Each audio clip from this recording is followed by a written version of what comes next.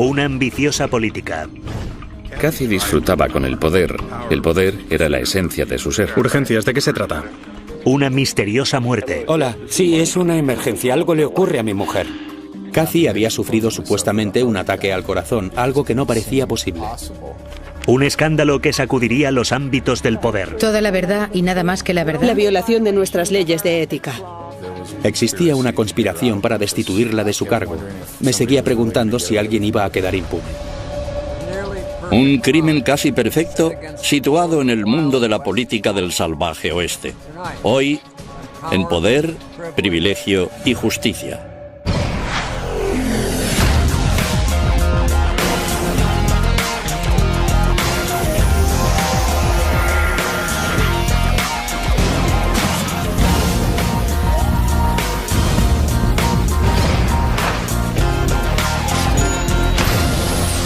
Crímenes imperfectos, ricos y famosos, extraños compañeros de cama.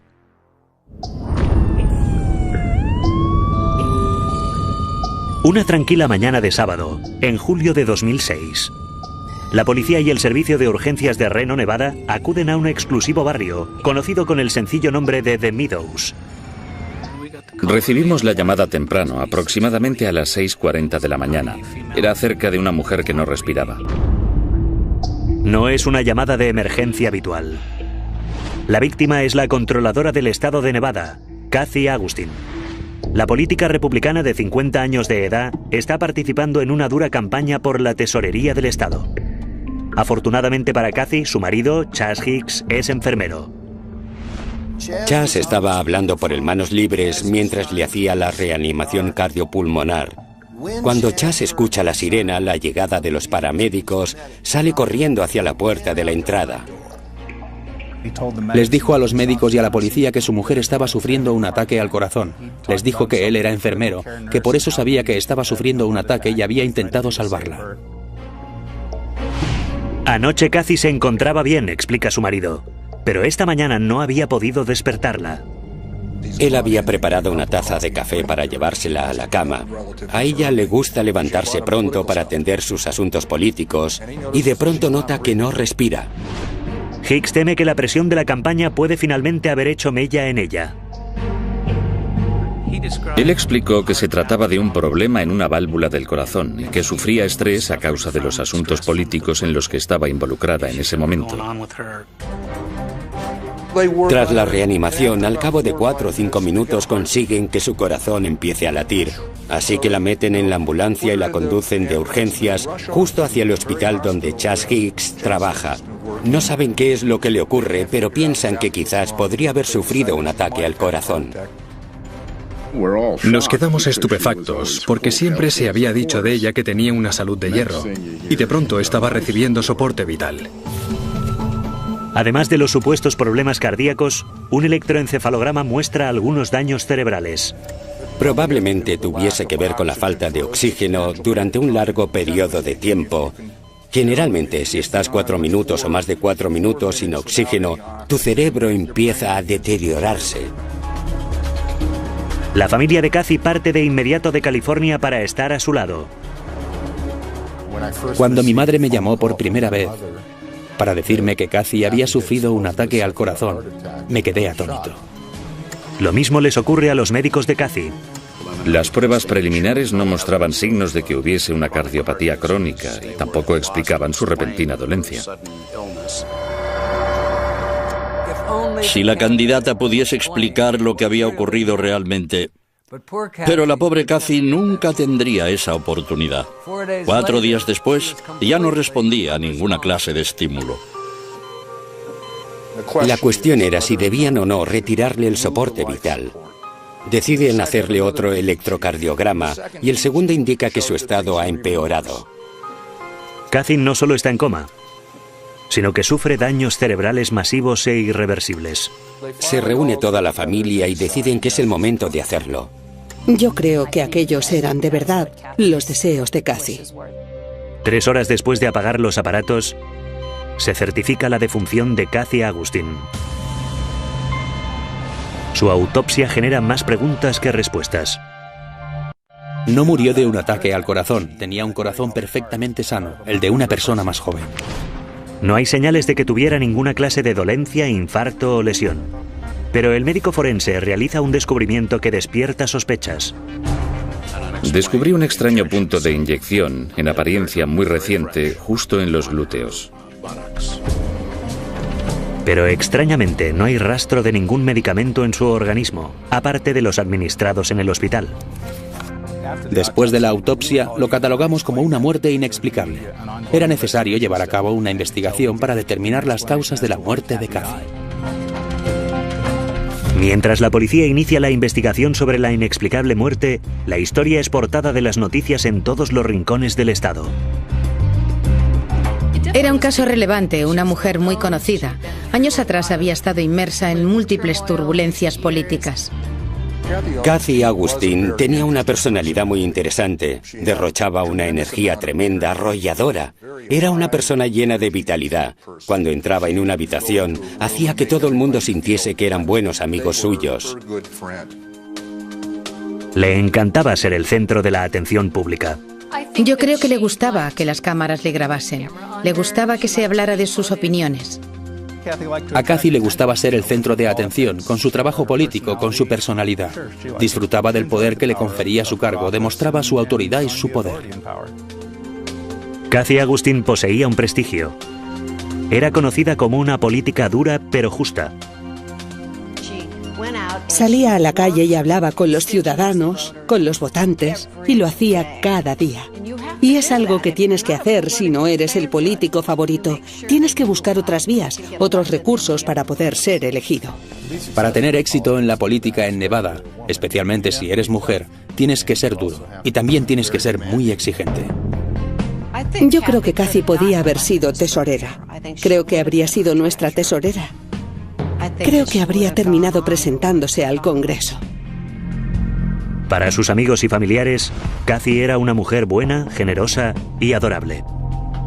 Cultivaba su reputación de mujer dura, pero era una persona muy vulnerable y muy generosa, y creo que a veces la gente se aprovechaba de ello. Era divertida, siempre riendo, y eso era lo que más me gustaba de Cathy. Era divertido estar a su lado, nunca estaba deprimida, siempre optimista. Pero los investigadores descubren que Cathy podía ser implacable y mordaz. Y se preguntan si se cruzó con la gente equivocada en su ascenso al poder. Cathy disfrutaba con el poder. El poder estaba en la esencia de su ser. Cathy era una fuerza de la naturaleza. Cuando decidía que quería conseguir algo, lo conseguía. Yo creo que había algunos hombres, algunos altos cargos del partido a los que, sin duda, no les gustaba Cathy. Ella decía lo que pensaba. Era en ese sentido muy agresiva. Algunas personas lo consideraban una virtud, otras pensaban que se excedía. Era una persona muy difícil. No sabía establecer ciertos límites. También tenía muchos enemigos. Todos sabemos que la política puede ser a veces un feo negocio. Pero como los investigadores estaban a punto de descubrir, la vida personal de Cathy era tan turbulenta como su carrera profesional. La misteriosa muerte de la controladora del estado de Nevada, Cathy Agustín, desata una tormenta de especulaciones en los medios. Existían muchas incógnitas sobre qué era lo que podía haber ocurrido. Comentaban que Cathy había estado bajo mucha presión. Los investigadores empiezan a sospechar de inmediato que puede haber habido siniestros motivos detrás de la muerte de la controvertida política. 2 años antes, en 2004, Cathy se encontraba en la cima de su carrera. Había sido convocada en Washington, donde supo que iba a ser candidata para convertirse en tesorera de los Estados Unidos. Fue invitada a Washington, donde se reunió con John Snow, el secretario del Tesoro. Están considerando nombrar la tesorera de los Estados Unidos, la persona cuya firma aparece en los billetes de curso legal. Pero los problemas por los que estaba pasando en su estado pronto impedirían cualquier designación a nivel nacional. Agustín estaba siendo investigada. Provocó la ira de algunos de sus subordinados, que finalmente presentaron una queja contra ella. Los miembros de su equipo alegaron que Cathy estaba realizando su campaña de reelección fuera de su oficina gubernamental, lo que constituía una violación de las leyes del Estado. La gente se sintió amenazada por ella. Tenían miedo de decir no. No sabían qué ocurriría con sus trabajos.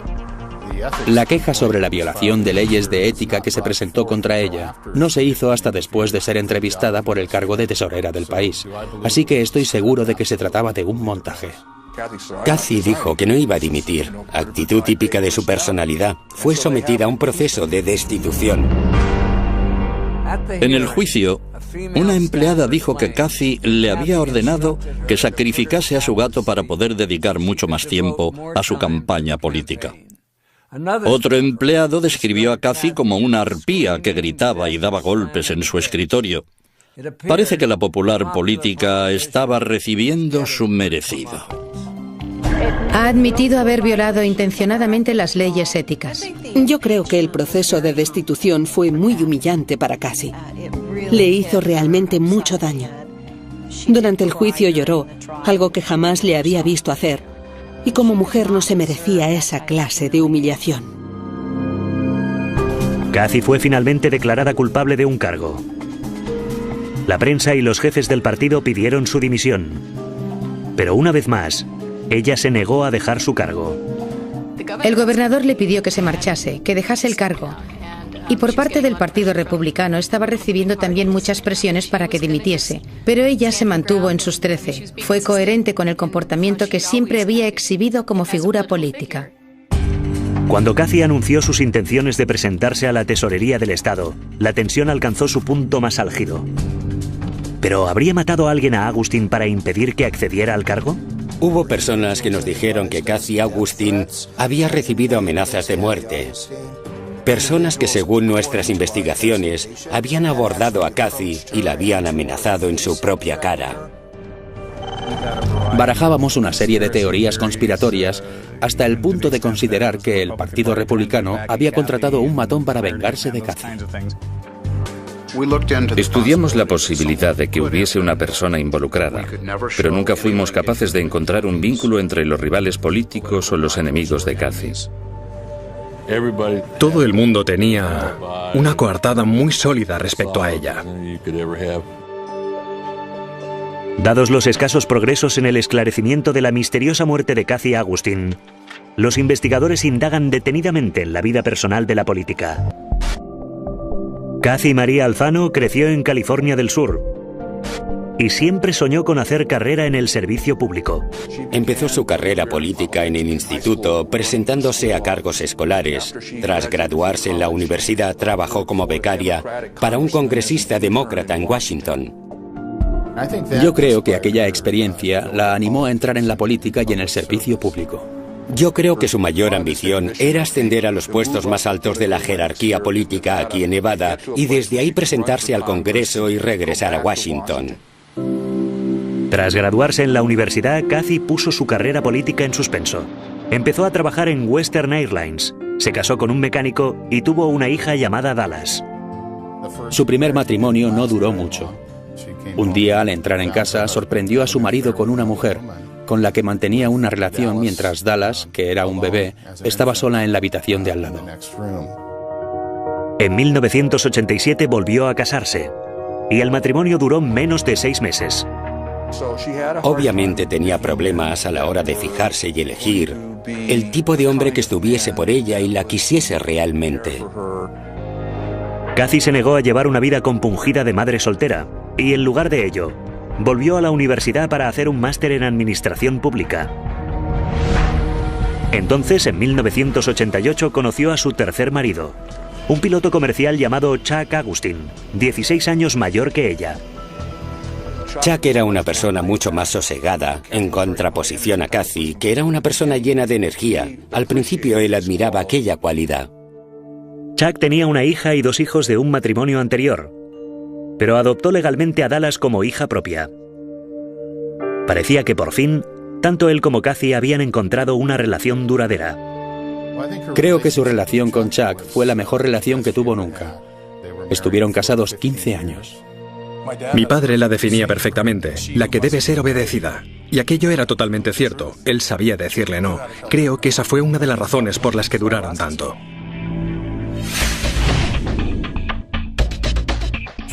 Ella tenía más dinero para gastar y saltaba a la vista. A Cathy le encantaban los trajes de St. John. Tenía más trajes de St. John que nadie que yo conozca. Le encantaba ponerse de tiros largos. Le gustaba ser alguien. Si tenía algún vicio, ese eran las joyas de las que poseía una colección bastante amplia. En sus primeros años de matrimonio, los Augustin vivían a lo grande. Tenían una casa en Las Vegas y otra en Reno, con BMWs y Lexus en el garaje. Ella y Chuck viajaban continuamente a Europa, Nueva York y Washington, D.C. Pero según sus amigos, Cathy estaba aburrida y a los 3 años de matrimonio retomó su sueño de la infancia: emprender la carrera política. Cathy se presentó a la Asamblea del Estado en Nevada y ganó. Ambiciosa y muy trabajadora, se dedicó en cuerpo y alma a su carrera. 2 años más tarde era senadora del estado. 3 años después, se convirtió en la primera mujer elegida controladora del estado de Nevada. Era una política brillante, que en contra de todo pronóstico ascendió la escalera política muy deprisa. Pero cuanto más alto ascendía, más complicada parecía volverse. La política la cambió, la endureció, la convirtió en una persona diferente. Tenía una personalidad muy volátil y era muy fácil verla enfadada con sus subordinados. Su carrera tuvo también un efecto negativo en su matrimonio. Charles Augustin no estaba contento con la carrera política de Cathy. La mantenía siempre ocupada y viajaba con frecuencia. Después de 14 años juntos, Chuck y Cathy se dieron cuenta de que su matrimonio pasaba por dificultades. Él no quería divorciarse. Yo creo que nos educan para resistir. Y eso es lo que creo que él intentaba hacer. Pero ella tenía otros objetivos. Justo antes de que la relación se desmorone, el destino le juega a la pareja una mala pasada. Chuck llama a Cathy a Carson City y le dice que ha sufrido un pequeño ataque al corazón. En ese momento Cathy deja todo lo que está haciendo y regresa de inmediato a Las Vegas. Cathy pasó horas sentada al lado de Chuck en el hospital. Uno de los enfermeros, Chas Hicks, se convirtió en un importante apoyo. Mientras que la personalidad de Cathy es del tipo A, la de Chas es realmente del tipo B. Él es una persona realmente muy sosegada, es un hombre muy romántico. Puede hacerte sentir, especialmente a las mujeres, hacerles sentir que son auténticamente la mujer más especial del mundo, y aquello era lo que Cathy valoraba más en Chas. A medida que los días se convertían en semanas, la relación de Cathy y el joven y atractivo enfermero fue haciéndose cada vez más estrecha. Yo llegué a verlos juntos en la cafetería, sentados muy cerca el uno del otro, cara a cara. Él estaba intentando seducir a la mujer de mi padre delante de mis narices. Mientras tanto, 5 semanas después de sufrir el ataque, Chuck experimenta una mejoría estable. Los enfermos del hospital le dicen a Greg que es muy posible que supere el trance. Cuando el hospital está a punto de trasladar a Chuck a un centro de rehabilitación, se produce un terrible cambio en los acontecimientos. Cathy llama a Greg y le dice: Greg, tu padre ha muerto. Ha muerto por un fallo multiorgánico. No se sufre un fallo multiorgánico así como así. Yo creo que lo empujaron al límite. Yo creo que alguien vio que se estaba restableciendo y pensó: esto a mí no me viene nada bien. No se encontró ninguna prueba que indicase la comisión de un delito, pero Greg nunca volvió a confiar plenamente en Cathy. Era necesario poner en el punto de mira a quien más se beneficiaba con su muerte, y en aquel momento esa persona era su mujer. Y un mes después del fallecimiento de su marido, Cathy suelta la bomba. Tenía un nuevo marido. Ella y Chas Hicks se habían fugado. 3 semanas después del fallecimiento de mi padre. 3 semanas. Con su cadáver aún caliente, ella estaba caminando hacia el altar con aquel enfermero, a quien habían dejado al cuidado de mi padre. Incluso su mejor amiga se quedó atónita. Yo le apodaba el chico de compañía. Le llamé y le dije: ¿en qué demonios estás pensando? Puede que fuese sexo, que se sintieran solos, pero el caso es que parecían darse el uno al otro aquello que les faltaba en sus vidas. Cathy Agustin había recibido muchos calificativos y se había granjeado muchos enemigos a lo largo del camino. ¿Pero había sido realmente asesinada? Una inesperada llamada telefónica iba a impulsar el caso en una nueva y extraña dirección. Han pasado varios días desde el misterioso fallecimiento de Cathy Agustin y los investigadores siguen sin encontrar ninguna respuesta. Entonces la policía recibe una llamada de una enfermera que trabajaba en el hospital donde Cathy fue atendida. Reveló sus sospechas acerca de que la dolencia de la señora Agustin no era el resultado de una emergencia médica, como se había creído hasta entonces, sino más bien un envenenamiento intencionado. La enfermera habla con la policía sobre una conversación que mantuvo con Hicks la noche anterior a que Cathy sufriese la dolencia. Le habló de otro caso de asesinato que había ocurrido en Reno, en el que un hombre llamado Darren Mark había apuñalado a su esposa. Se pusieron a hablar de sus respectivos matrimonios, la excusa perfecta para que Chas dijera: «Oh, mi mujer es una bruja y está loca. Está metida hasta las cejas en política y ya no aguanto más». Hablando del caso de Reno con la enfermera, parece ser que le comentó: «Darren Mack hizo muy mal las cosas. Si quieres matar a alguien, basta con inyectarle una dosis de Sax». E hizo el gesto de apretar una jeringuilla. Se refería a la succinilcolina, un relajante muscular de acción rápida que suele emplearse durante la inserción de un tubo de respiración. Empleado como veneno, provoca una muerte horrible por asfixia. No puedes moverte ni comunicarte. Paraliza los pulmones y no puedes respirar, pero al mismo tiempo eres plenamente consciente de lo que pasa a tu alrededor. Debió de ser una experiencia terrorífica. Es sin duda una forma muy despiadada de acabar con la vida de una persona. Es una forma muy inteligente de ocultar un asesinato, ya que la succinilcolina resulta prácticamente imposible de detectar en un análisis químico corriente. Los detectives consultan esta nueva teoría con los médicos de Cathy. El personal de la unidad de cuidados intensivos pensó que la succinilcolina podía haber sido una causa probable de su enfermedad. La muerte de Cathy es reclasificada como un posible homicidio. En ese momento iniciamos una investigación criminal. Por fortuna, el hospital conserva todavía las muestras de sangre y orina de Cathy cuando aún estaba con vida. Los investigadores las envían para su análisis al laboratorio criminal del FBI. Al mismo tiempo, mientras la policía investiga más detenidamente al marido de Cathy, este comienza a acaparar la atención por sí mismo. El día antes del entierro, los parientes de Cathy se reúnen en su casa de Las Vegas. Chas y Dallas llegaron a casa y por lo visto habían estado bebiendo más de la cuenta. Su relación nunca había sido demasiado estrecha, pero ahora parecen haber formado una alianza contra el resto de la familia. El hermano de Cathy les pide que se marchen. Me acerqué a Chas y le sugerí con mucha calma la posibilidad de alojarse en un hotel. Se enfadó mucho y dijo muy ofendido: «Y una mierda, esta es mi casa».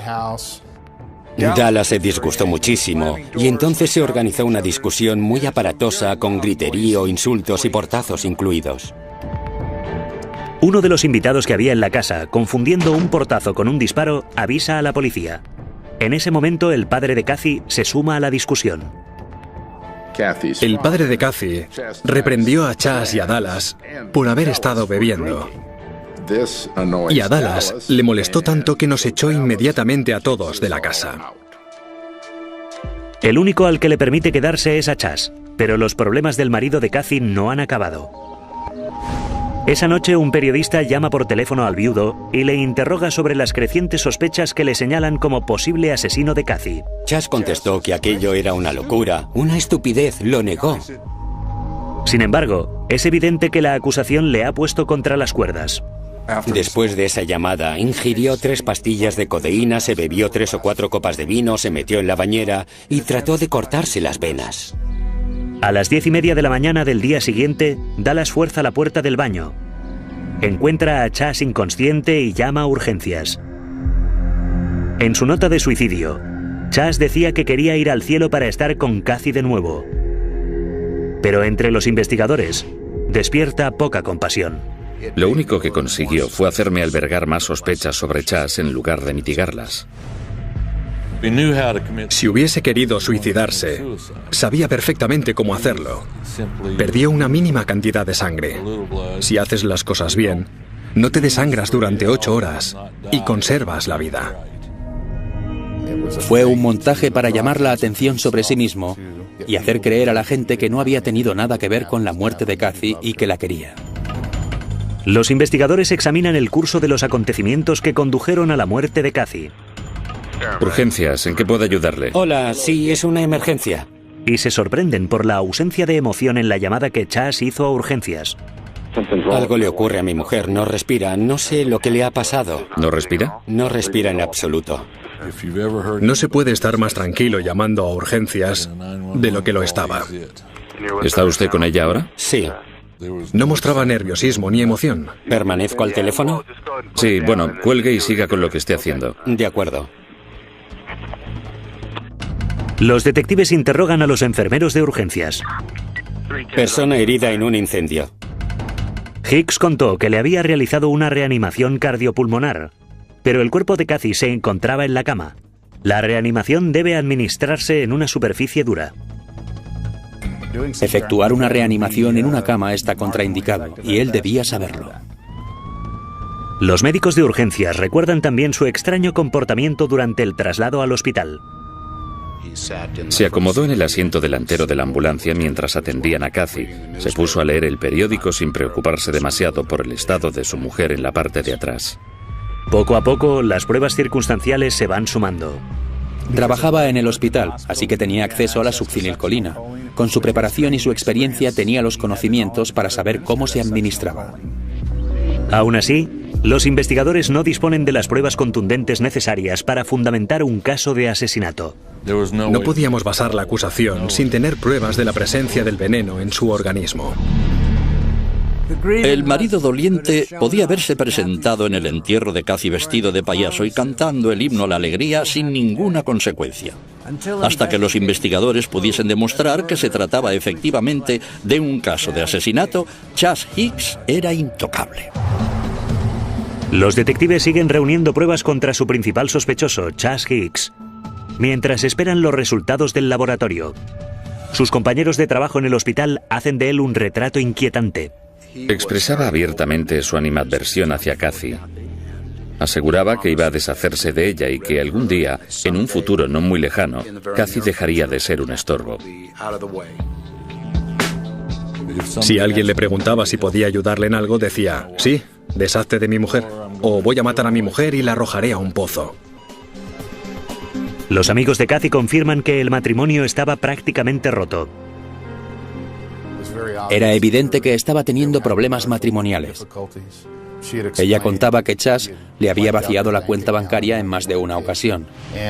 Yo en aquel momento pensé que la situación podía claramente acabar en divorcio.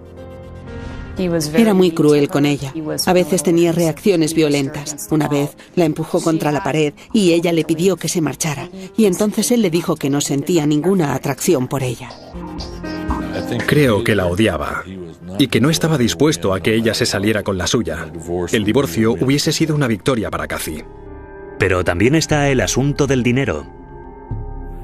Cathy Agustín tenía una posición económica muy holgada, mientras que él, financieramente hablando, había sido un completo desastre.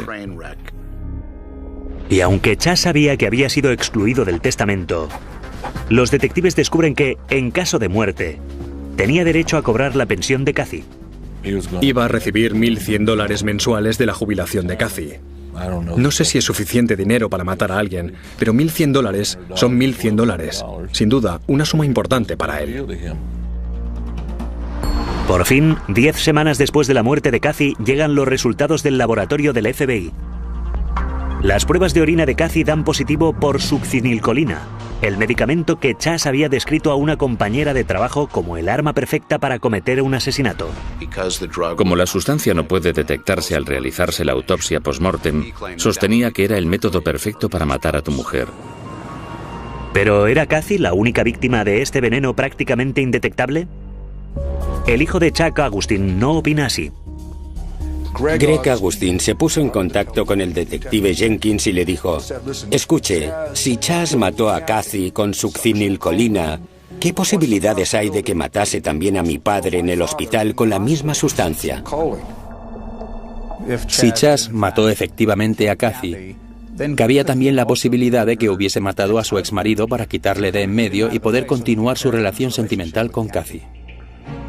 Greg Agustin está más convencido que nunca de que el llamado fallo multiorgánico de su padre ha sido causado por envenenamiento mediante succinilcolina. Y no se detiene ante nada para descubrirlo. No tengo pruebas. No existe un método científico que demuestre que eso fue lo que pasó, pero tengo mi teoría. Greg insistió en que exhumaran el cadáver de Chuck Agustin y como es natural, la noticia se difundió por todo el país. Se trataba de una situación muy poco corriente. Se envían las muestras para ser analizadas, pero 3 años después de la muerte, los resultados no son concluyentes. No se pudo hallar rastro de ninguna sustancia. A no ser que el propio Chas se decidiera a confesar, no había nada que nos permitiera saber o demostrar lo ocurrido. Sin embargo, los investigadores consideran que pueden demostrar que Chas Hicks mató a Kathy Agustin. Es imposible que esa mujer sufriera un ataque al corazón a su edad. De ninguna manera. Era una mujer que vivía y disfrutaba con el estrés. Los investigadores creen que Chas Hicks sustrajo un vial de succinilcolina en su trabajo y se lo inyectó a Kathy mientras dormía. El señor Hicks probablemente pensó que Kathy moriría en casa. Debió de ser el primer sorprendido cuando los médicos de urgencias la resucitaron con éxito y la trasladaron rápidamente al hospital. Si hubiesen llevado a Kathy directamente al depósito de cadáveres, en lugar de ingresarla en urgencias, nunca se habría dispuesto de una muestra de orina para analizar, y el veneno habría pasado inadvertido. La policía se encuentra por fin en disposición de efectuar una detención.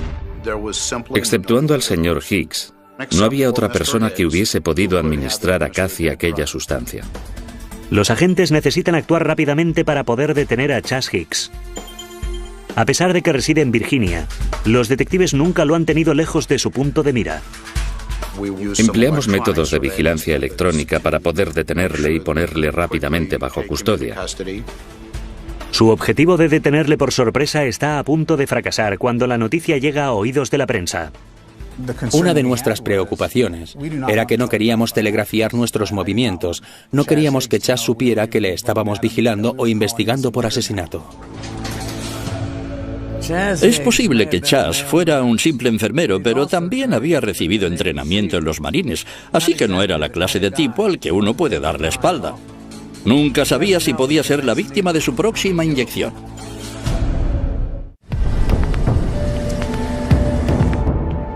Cuando las pruebas de laboratorio confirman sustancias tóxicas en el cuerpo de Kathy, la policía se dispone a detener a su marido, Chas Hicks. Una vez que el FBI envió los resultados, las cosas se pusieron al rojo vivo. Sin embargo, surge un problema. Los resultados de las pruebas se han filtrado a la prensa. Teníamos que evitar la difusión de la noticia. Necesitaba que mis hombres realizaran la detención antes de que pudiese armarse o atentar de nuevo contra su vida. Los detectives consiguen convencer a los medios de comunicación para que retrasen la divulgación de la noticia. Vuelan inmediatamente a Hampton, Virginia, y llevan a cabo la detención. Trabajamos conjuntamente con el FBI y la policía de Hampton. Le esperábamos en nuestros puestos cuando se disponía a entrar en el camino de la casa de su hermano. Los detectives cogen a Hicks completamente desprevenido. Seguidamente registran su coche y sus pertenencias. Tenía en su poder algunas revistas médicas que trataban específicamente el tema de las inyecciones intramusculares. Los agentes encuentran también algunos medicamentos restringidos en la mochila de Hicks. Aquello nos demostró que podía tener acceso a algunos medicamentos controlados sin que quedase ninguna constancia de ello en los lugares en los que había trabajado. En el vehículo encontramos también unas tarjetas de 12 por 5 centímetros sujetas con una goma elástica en la que figuraban datos sobre la succinilcolina. Las fichas de 12 por 5 detallaban las dosis clínicas para administrar la succinilcolina. Y no creímos que se tratara de una simple coincidencia. De vuelta a Nevada, Chas Hicks es encarcelado en la prisión del condado de Washoe mientras los fiscales se preparan para el juicio. En el otro bando, el equipo de defensa de Chas Hicks trata de reunir todos los argumentos posibles para crear una duda razonable.